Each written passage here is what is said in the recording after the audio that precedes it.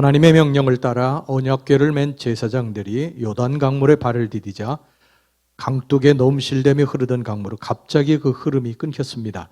여호수아서 3장 16절에 의하면 사르단에 가까운 아담 변방에서부터 그 흐름이 끊겨 물이 쌓였다고 기록을 하고 있습니다. 아담은 여리고 북방 25km 정도 떨어진 위치에 있었습니다. 그곳에서부터 물의 흐름이 그쳐서 흘러내리던 요단 강물이 높은 산처럼 쌓여갔던 것입니다. 이것은 과학이 도저히 설명할 수 없는 하나님의 위대한 이적의 능력이었습니다.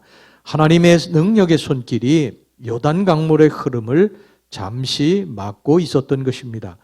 물의 흐름이 막히자 요단 강바닥은 금세 마른 땅으로 변했습니다. 그러자 이스라엘의 모든 남녀노소와 가축대는 힘들이지 아니하고 마치 평지를 걷듯이 요단강을 건넜습니다. 대체적으로 당시 이스라엘의 인구를 200만 명으로 잡을 때 그 강을 건너는데 소요된 시간은 대략 반나절 정도라고 학자들은 보고 있습니다.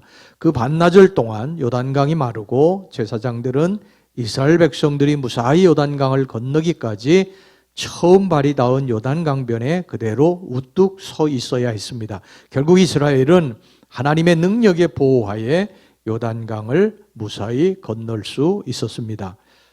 오늘 본문에는 요단강을 건넌 이야기를 요약해서 다시 말씀하고 있고 이러한 사실을 기념하는 사건에 초점이 맞추어져 있습니다. 그것은 12지파의 수를 따라 요단 강바닥에서 12도를 취하여 제사장들이 언약궤를 메고 서 있었던 그 장소와 그리고 이스라엘이 가나안 땅에서 최초로 진을 친 길갈에 기념 비석을 세우는 것이었습니다. 9절 보겠습니다. 여호수아가 또 요단 가운데 곧 언약궤를 맨 제사장들의 발이 선 곳에 돌 12를 세웠더니 오늘까지 거기에 있더라. 20절입니다.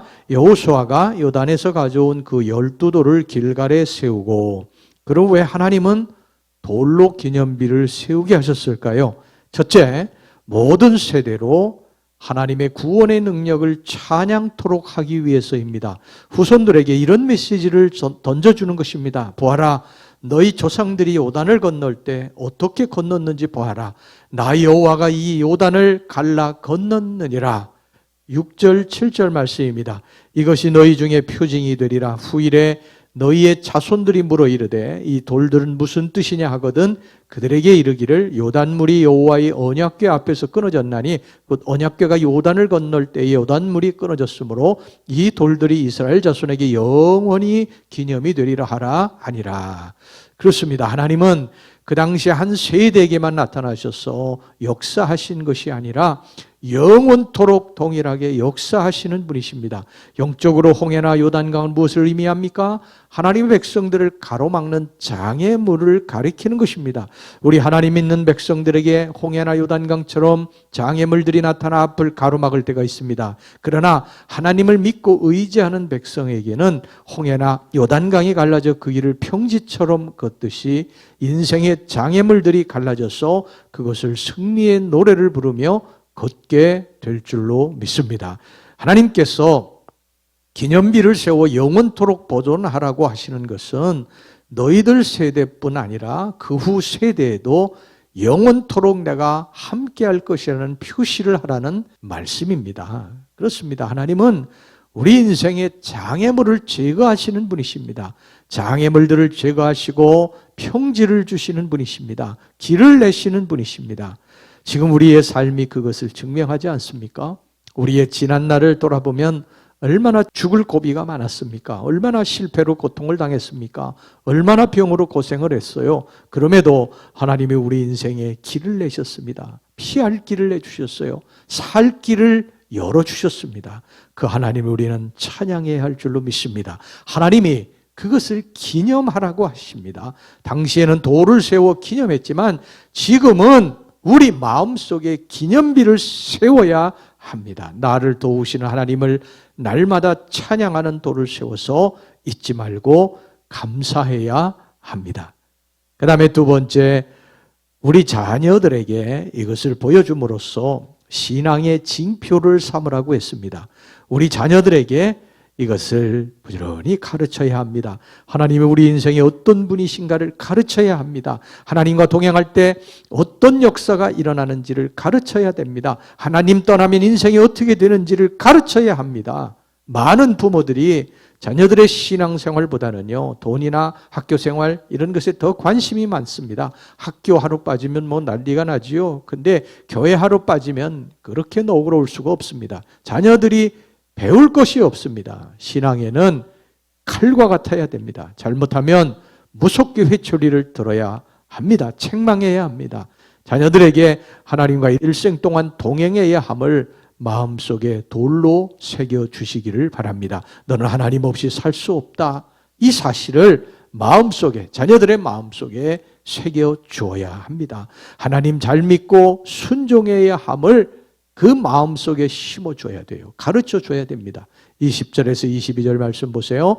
여호수아가 요단에서 가져온 그 12돌을 길갈에 세우고 이스라엘 자손에게 말하여 이르되 후일에 너희의 자손들이 그들의 아버지에게 묻기를 이 돌들은 무슨 뜻이니까 하거든 너희는 너희의 자손들에게 알게 하여 이르기를 이스라엘이 마른 땅을 밟고 이 요단을 건넜음이라.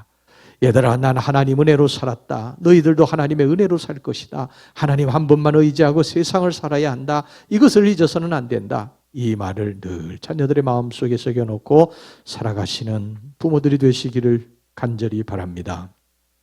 그 다음에 세 번째, 모든 지파로 하나 되게 하기 위해서입니다. 12개 돌을 한 곳에 모아 그것으로 기념비를 삼게 한 것은 이스라엘 백성들 편에서 보면 큰 의미가 있었습니다. 20절을 보겠습니다. 여호수아가 요단에서 가져온 그 12돌을 길갈에 세우고, 즉 하나님은 이 기념비를 통하여 12지파로 구성된 이스라엘은 각각 흩어진 낱낱이 아니라 한 뿌리에서 나온 한 혈통이자 하나님의 구원의 은혜로 함께 요단강을 건너 가나안에 진입한 한 운명 공동체임을 분명히 인식토록 한 것입니다. 이것은 후에 가나안 족속과 싸움을 할 때 서로 형제들끼리 협력하기 위한 의도였습니다. 여러분, 우리는 교회에서 교우들을 부를 때요, 성도라고도 부르지만 직분을 우리가 부를 때도 많지요. 그렇지만 형제자매라고 크게 이야기해서 크게 말해서 형제자매라고도 부릅니다. 비록 피를 나누는 형제자매는 아니지만 하나님 안에서 영적으로 한 형제 자매가 됐기 때문입니다. 우리는 이 땅에서뿐만 아니라 저 하늘나라에 가서도 만나서 같이 생활할 사람들입니다. 우리는 각각이 아닙니다. 한 형제, 한 자매입니다. 뿌리를 하나님께 둔 같은 형제, 같은 자매입니다. 그러므로 힘을 합쳐야 돼요. 서로 도와줘야 됩니다. 서로 분열하고 싸우면 악한 마귀와의 전쟁에서 승리할 수 없습니다. 악한 마귀는 늘 우리들을 분열시켜서요, 우리끼리 싸우도록 합니다. 그러면 전쟁도 해보기 전에 자멸하고 마는 것이죠. 마귀는 이것을 너무 잘 알고 있기 때문에 자꾸 성도들을 갈라놓으려고 하는 것입니다. 우리는 어떤 일이 있더라도 힘을 합쳐야 됩니다. 그리고 전진해야 됩니다. 악한 마귀를 대적해서 싸워야 됩니다. 넘어지고 자빠진 형제자매는 붙들어 주어야 합니다. 영적으로 잠자고 있는 형제자매는 깨워서 같이 나가야 합니다. 그럴 때 전쟁에서 우리는 승리하게 될 줄로 믿습니다.